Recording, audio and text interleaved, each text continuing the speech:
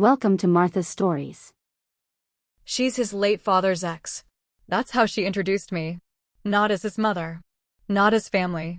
Just a relic from a life they no longer admit to. I was holding the box with the heirloom veil. Cleaned. Pressed. Folded in tissue. Tied with ribbon. The veil my mother wore in 1947. I wore it in 72. I flew across the country to pass it down. I thought it mattered. Apparently I don't. The room hushed just a little after she said it. Just enough for me to feel it land. Some cousin glanced over. A bridesmaid bit her lip. My son, he looked at the floor. Said nothing. And I stood there, smile frozen, nodding like I agreed with the lie. The rehearsal dinner moved on without me. I was seated near the kitchen doors, between an aunt I didn't recognize and a floral centerpiece that blocked half the table. No toast, no mention, not even a photo. I was background noise. An old song no one plays anymore. Earlier that day, I'd checked into the hotel she booked for his side of the family. My name wasn't on the reservation. I stood at the desk holding my luggage while the clerk called 3 different managers. My son had given my name. She booked under his father's. His late father's. Funny, isn't it? He's dead, but still more welcome than I am alive. I paid for my own room. Room 217. 2 floors above the wedding party. Far enough not to bother anyone. I sat on the edge of the bed, shoes still on, the veil beside me like a ghost. I thought about calling someone. My sister. My neighbor back in Ohio. But what would I say? They erased me with a sentence. No. This kind of hurt doesn't translate well. I walked down to the hotel bar. Ordered a club soda. The bartender, a woman maybe 30, said, "You here for the wedding?" I nodded. She smiled politely. Family of the groom or bride? I hesitated. Then answered, used to be his family. She blinked, confused. But I'd already turned away. I didn't drink that soda. Just stared at the glass until the ice melted. I was still holding the veil box when I got up to leave.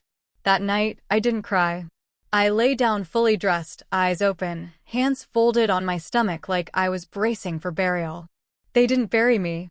I buried myself. Tomorrow was the wedding. I wouldn't be attending. But they didn't know that yet. 3 weeks ago, he called. That alone should have told me something was off. Michael rarely called unless someone was in the hospital or needed a password. But that afternoon, his name lit up my phone. I answered on the second ring. "Hey, Mom," he said. "You busy right now?" I was in the middle of making lentil soup. The kind he used to love. I turned the stove to low and wiped my hands on a dish towel. "Not at all," I said. "Everything okay?" He laughed lightly. Yeah, just, we were thinking. Claire and I. It'd mean a lot if you came to the wedding." I paused. Not because I didn't want to come, but because no one had mentioned me before then. The wedding had been planned for over a year. I knew the date. I knew the venue. But I hadn't received an invitation. Not even a save the date. Still, I said yes. Of course I did. I booked my ticket that night. Found a nonstop to LAX. Printed the confirmation and tucked it in the drawer with my passport and will. I'm old school like that. The next morning, I opened the closet and started laying out outfits. 2 dresses, one for the rehearsal dinner, one for the ceremony. Low heels. A cardigan. Just in case it got chilly. And the veil. I hadn't taken it out in decades. It was stored in a cedar box in the hall closet, wrapped in tissue that had yellowed with time. When I unfolded it, the lace was still intact. Fine as breath. I held it up to the window and watched the light filter through it like it did when I was a bride. I imagined Claire's face when I offered it to her. I imagined her eyes softening, her hand reaching out gently. I imagined being wanted. My neighbor, Linda, drove me to the airport. She helped me load the bag into the trunk and said, "You must be so proud. Your boy getting married." I nodded. "He used to ride that red bike up and down our street," she said, smiling. Always waving like he was in a parade. I smiled too. But it felt brittle. Like something borrowed. At the gate, I sipped tea and reread the itinerary. Terminal 5. Arrive 1:45 p.m. Check-in at the hotel. Rehearsal dinner at 6. I'd written it all in blue ink on a yellow notepad. That's how I stay grounded. I write things down. Because then they feel real. But the thing is, writing something doesn't make it true. A wedding invitation never came. Her parents never called. There was no mother of the groom dress, no role in the ceremony, no seat assignment card with my name. Just a call. Just a nod. Just a favor. You should be there, Mom. Like I was a detail. A box to check. I wasn't invited. I was absorbed. And then erased. I first realized something was wrong when I stepped into the lobby of the hotel. The receptionist blinked at the screen, then back at me. "I'm sorry," she said, politely confused. "There's no reservation under Margaret Wilson." I handed her the printout. My son said everything was confirmed. She checked again. "Let me try under another name." Clicking. Clicking. Then her expression shifted slightly. "There's a block of rooms under the groom's father's name. Thomas Wilson." She smiled, relieved. "Looks like you're in room 217. Thomas. My ex-husband. Dead 8 years. But still apparently a more convenient placeholder than me." I nodded, took the key card, and wheeled my suitcase to the elevator. That's when the second sign came. In the hallway, I passed a woman in a long floral robe. She looked about Claire's age. She glanced at me and smiled. "You must be the aunt from Kansas." I stopped. "I'm Michael's mother." Her smile faltered. "Oh," she said. "I'm sorry," Claire just said, but she didn't finish. She just stepped aside, eyes wide, as if she'd accidentally touched something hot. The door to my room was already propped open with a suitcase. Inside, the bed was made untouched. A welcome card lay on the pillow. It read, "Thank you for celebrating with the Whitney family." Whitney. Claire's last name. Not Wilson. Not mine. At the rehearsal dinner, no one introduced me. I had to find my own seat. When I finally located a place card, it said M. Wilson Extended Family. I sat between a man who kept checking his watch and a teenager chewing gum with his mouth open. No one asked me to stand for pictures. No one asked me to give a toast. They didn't even ask if I wanted wine. Claire stood at the front of the room, lifting her glass. "To our families," she said. "To my incredible parents, to my sisters who've been my rocks, to my cousins who flew in from Connecticut." She paused, smiled. "And to those who couldn't be here with us. Especially Tom, Michael's father. We feel him with us tonight." Glasses clinked. Everyone smiled. But no one looked at me. That's when I knew. This wasn't oversight. It was strategy. I hadn't been forgotten. I'd been written out. They wanted me there just long enough to say they'd done the right thing. But not long enough to be seen. It hit me cold, hard. I wasn't invited. I was permitted. And even that permission was provisional. Like I was a stray dog someone let into the yard, hoping it would leave quietly before morning. I didn't go back to the hotel after the rehearsal dinner. Not right away. I walked. Past the valet. Past the fountain lit with floating candles. Past a couple taking selfies in matching pastel. I walked until the music faded behind me, until I could hear my own breath again. There was a small cafe tucked between a nail salon and a pharmacy. The lights were still on. Open. I stepped inside. The air smelled like burnt espresso and lemon cleaner. A teenager behind the counter glanced up.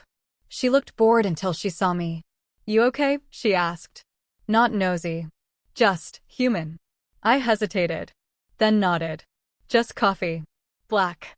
She poured it and slid it toward me. "Rough night." "I've had worse," I said. She tilted her head. "You look like someone who just realized the wrong people have been writing your story." That startled me. I stared at her. She shrugged. "My grandma says that sometimes." I took the cup, found a seat near the window. Outside, the street was quiet. A man walked by with a pizza box under one arm. A dog barked in the distance. Normal things. Grounding things. I held the cup with both hands. It was hot. Real. I thought about calling Michael. About saying, "Do you know what she called me tonight?" But I didn't. I knew his voice. I knew the sigh he'd let out. The pause. The soft reprimand. "Mom, please don't make this about you." I sipped my coffee. I wasn't going to make it about me. I was going to make it about truth. At some point, the girl came over with a fresh pot. She poured a refill without asking. You from around here? Used to be. Long time ago. She smiled. You've got that look. Like someone who left something behind and just remembered where they put it. Her words stayed with me. When I finally stood, I left a $10 bill under the saucer. The coffee was $3.50. Back on the sidewalk, the night air hit me like a memory. I didn't head toward the hotel.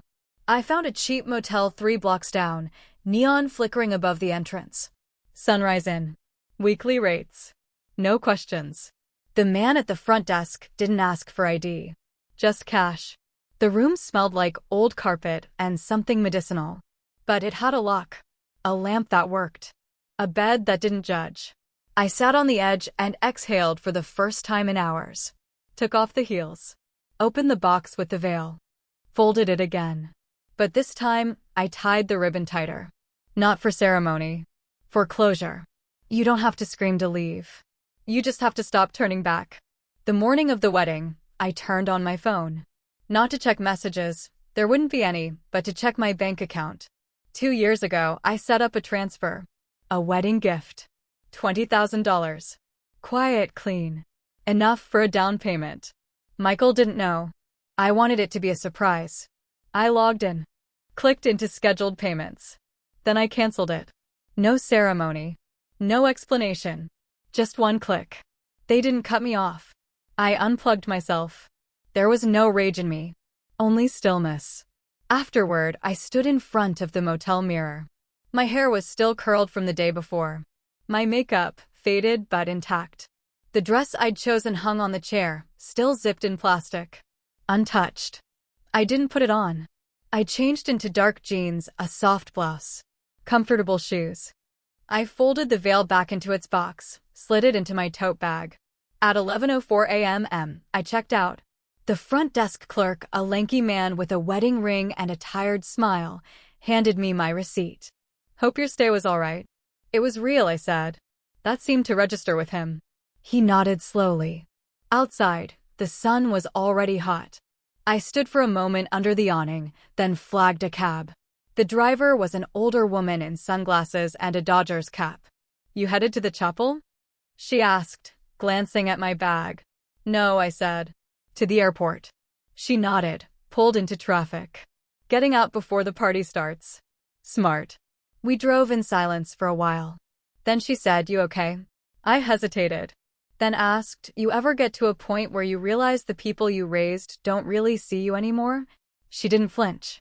Oh yeah, she said. You spend your whole life holding the ladder for them. Then one day, they stop looking down. Just climb and climb. I smiled at that. Bit down on something sharp in my chest. Sometimes, she added, you gotta stop holding the damn ladder. At the terminal, she popped the trunk. Good luck, she said. Whatever this is. It's not luck I need, I said. It's distance. Inside, I didn't go straight to ticketing. I sat down near baggage claim, pulled out the small envelope I'd kept in my wallet for years. A name. A number. A lawyer I hadn't called since Tom died. I dialed. Rivers and Hall, said a bright voice on the other end. This is Margaret Wilson, I said. I'd like to make some changes to my estate. Today, if possible. There was a pause. Are you local? I am now. Because that was the second twist. I didn't come here to attend a wedding. I came here to leave one. The law office was on the second floor of a faded stucco building wedged between a dry cleaner and a vape shop. I took the stairs. Slowly. One step at a time. Not because of my knees, but because it felt right to move forward deliberately. The door read, Rivers and Hall, Estate Planning and Family Law. Inside, the air was cool and smelled faintly of lemon. A young woman at the reception desk looked up. Mrs. Wilson? I nodded. He's expecting you. Down the hall, second door on the right. The office hadn't changed. Same wall clock ticking too loud. Same framed degree with the gold trim. Same man behind the desk, Alan Rivers. Thinner now. More silver in the beard. But his eyes were still the same. Steady, unblinking. He stood when he saw me. Margaret. It's been a long time. Too long, I said. We shook hands. What can I do for you? I didn't sit right away. I took the veil out of my bag, set it gently on the desk between us. Then I said, remove Michael as beneficiary. Completely. I want everything redirected to my granddaughter. He didn't flinch. Just nodded. May I ask why? Because she still calls me when she doesn't need anything. He typed something on his laptop. Do you want the trust structured with conditions? Yes. She can't access a penny until she's 25, unless it's for tuition, medical needs, or a down payment on a home. He looked up. You're protecting her. I'm releasing her. There's a difference. We spent the next hour finalizing details. I signed where he pointed. He gave me copies, found in a Navy folder. When I stood to leave, he said, you're calm. Most people doing this shake. I've already done my shaking, I said. This is the still part. I left the office without looking back. Outside, the sky was painfully blue. I walked 2 blocks before realizing I was hungry. There was a tiny diner on the corner, chrome and chipped tile, exactly the kind of place you overlook unless you need it. I went in, sat at the counter. The waitress was older than me, maybe. Short gray braid. Name tag said, Pat. What can I get you? Whatever's hot and easy. She poured coffee, slid over a plate with scrambled eggs and toast. You here visiting? She asked. No, I said. I'm staying a while. She studied me, then said, you look like someone who finally chose herself. I didn't respond. But she wasn't wrong. Because that morning, I didn't just change my will. I rewrote my role. From mother of the groom to witness of my own escape. By late afternoon, I found a bench outside the courthouse. The air smelled like sun-baked asphalt and jasmine.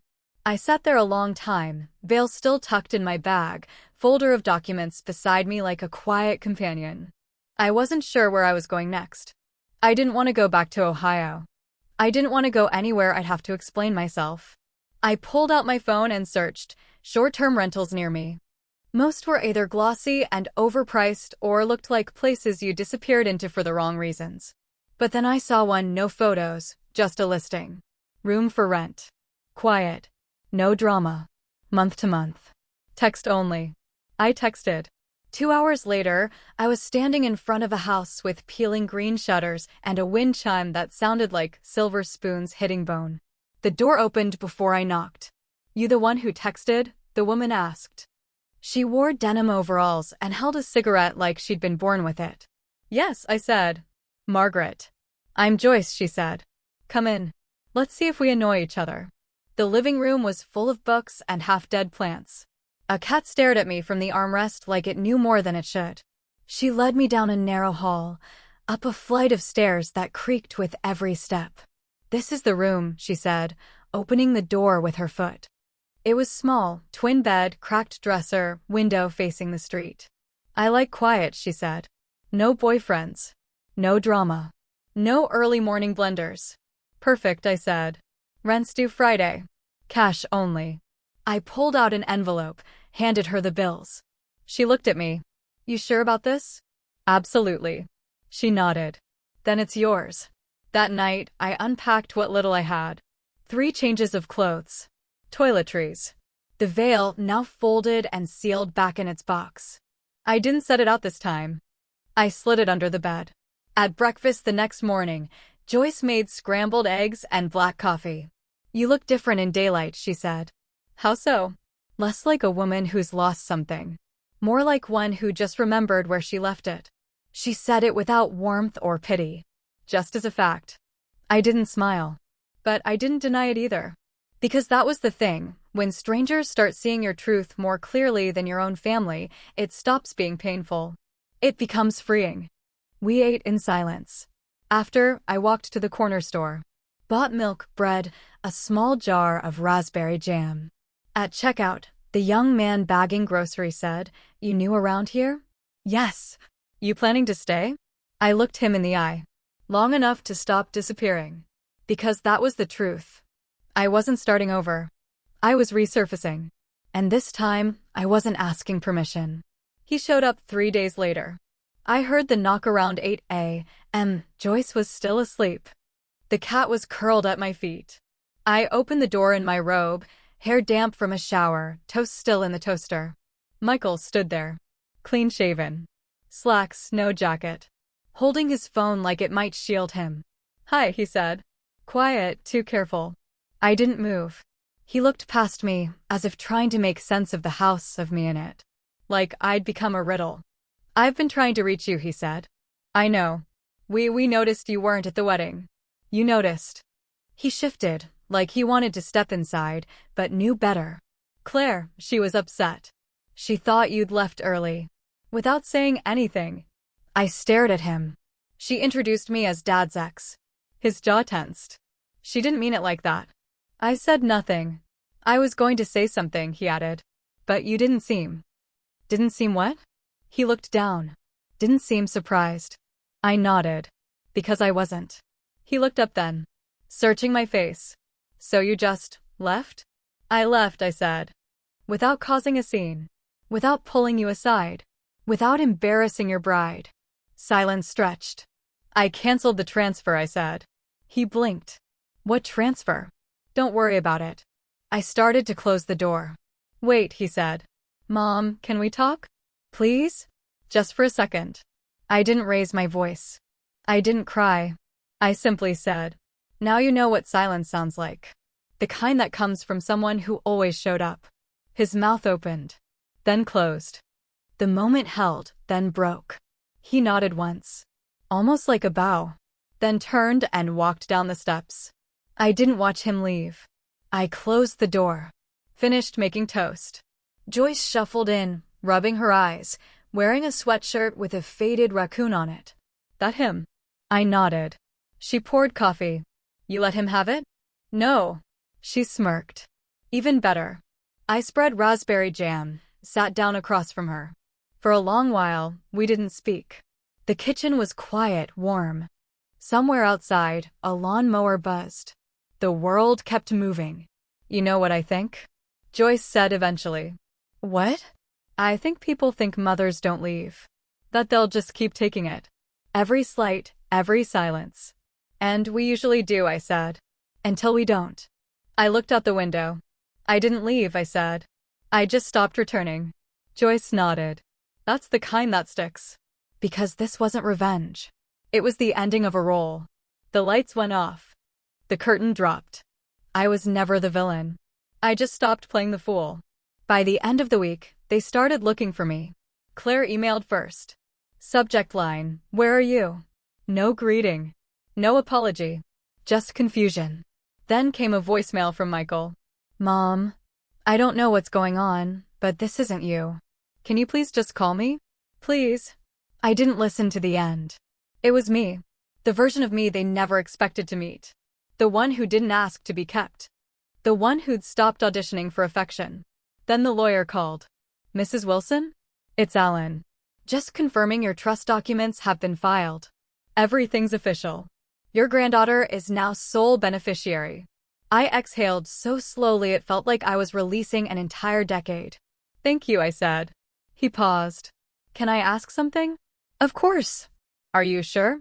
"About the exclusion." "I'm not erasing him," I said. "I'm just making peace with being erased." That night, I opened the box under the bed. The veil. I didn't cry. I just looked at it for a long time, fingers brushing the lace. And then I packed it tighter. Sealed the box. Placed it in the back of the closet behind a stack of Joyce's old magazines. It wasn't going to any bride. It wasn't for inheritance. It was a relic of a version of me that no longer existed. The next morning, I walked to the post office. Bought a small lockbox and mailed a copy of the legal documents to my granddaughter. No note. No explanation. Just her name on the envelope and a quiet shift of the future. By midday, I'd blocked Michael's number. Not in anger, just clarity. Because I wasn't punishing him. I was removing the rope from my own neck. They still tried. Meline, his stepmother, left a message. "Everyone makes mistakes. Don't let this be permanent." But they had already made it permanent. Years of forgetting birthdays. Years of treating me like background. Like a placeholder. A polite obligation they could trim when it got too tight. And now, when the air had finally gone still, they wanted noise again. They wanted me visible, just enough to prove they weren't cruel. But I was done playing proof. I was a person. Not a PR move. That afternoon, I found a small bookstore near the edge of town. Used paperbacks, dusty shelves, the smell of coffee soaked into the walls. I applied for a part-time job. The owner, a soft-spoken man with arthritis in his hands, asked, "You have any experience?" "I've survived worse things than shelving," I said. He smiled. "You're hired." That was the last twist. Not a breakdown. Not a revenge plot. Just a new rhythm. They searched for me. But I didn't disappear. I just stopped answering to a name I'd outgrown. It's been 22 days since the wedding. No new messages. No letters. No knock on the door. The silence isn't loud anymore. It's clean. Like freshly laundered sheets. Like a room you finally cleared out after years of telling yourself someday. Joyce calls it my peaceful phase. "This is when the noise inside you stops apologizing," she said over breakfast, stirring too much sugar into her coffee. She's not wrong. I get up early now. Not because I have to. Just because I like the quiet before the world wakes up. I walk 2 blocks to the bookstore. Sort paperbacks by genre. Make coffee in a chipped machine that takes its time. Some days I sit behind the register and read old novels with cracked spines and forgotten notes in the margins. Nobody there calls me Mom. They just call me Margaret. And somehow that feels more honest than any title I've ever been handed. On Thursdays, I buy groceries. On Sundays, I bake something small. A peach cobbler. Biscuits. Banana bread. I leave a plate for Joyce on the kitchen counter. She never says thank you. She just eats it and grumbles about people trying to poison her with kindness. It's a system. It works. Yesterday, I got a text from my granddaughter. Just a photo. She was holding the folder I sent her. No caption. But I could see it in her eyes. She knew. She understood. And that was enough. I didn't reply. Not because I didn't care. But because not all love needs an answer right away. Some of it just needs a space to land. That night, I made tea. Sat on the back step. The wind chimes clinked above my head like soft punctuation marks. Across the yard, someone's dog barked. A train passed in the distance. I didn't feel alone. I felt returned.